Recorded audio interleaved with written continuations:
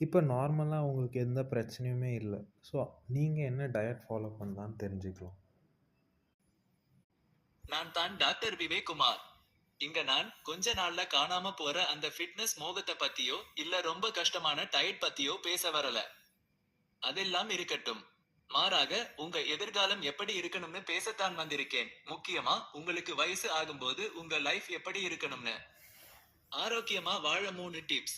நீங்க ரொம்ப நாளைக்கு ஆரோக்கியமா இருக்க, உங்க தசை பலம் போகாம இருக்க, எங்கேயும் சுறுசுறுப்பா நடமாட, மொபிலிட்டி யோட இருக்க, உடம்புல இருக்கிற எரிசக்தி மெட்டபாலிசம் சரியா வேலை செய்யறதுக்கான மருத்துவ டிப்ஸ் தான் இன்னைக்கு நான் உங்களுக்கு சொல்ல வந்திருக்கேன்.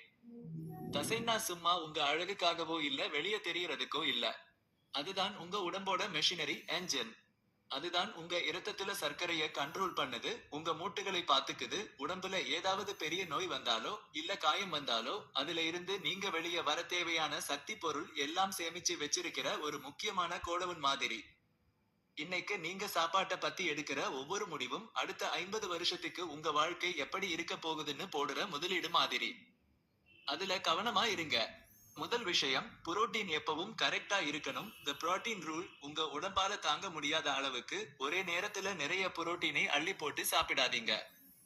ஏன்னா வயசு ஆக ஆக நமக்கு ஜீரண சக்தி மாறும்.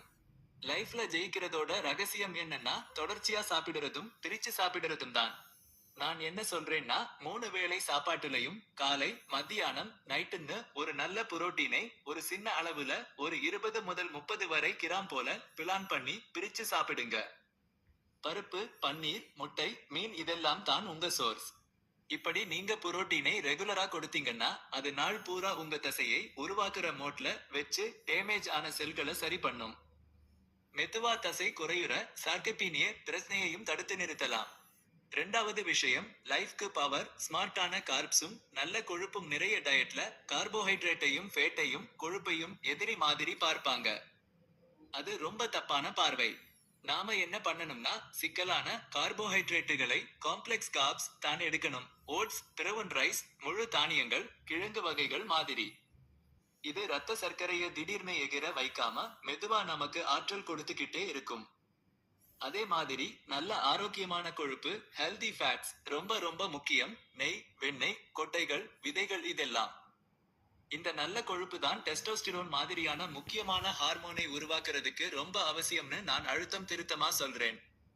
மூணாவது விஷயம், செல் வேலை செய்யணும்னா இது வேணும். கடைசியா இத பத்தி பேசவே வேண்டியதில்லை. தண்ணி, ஹைட்ரேஷன் மற்றும் சின்ன சின்ன சத்துக்கள் மைக்ரோ நியூட்ரி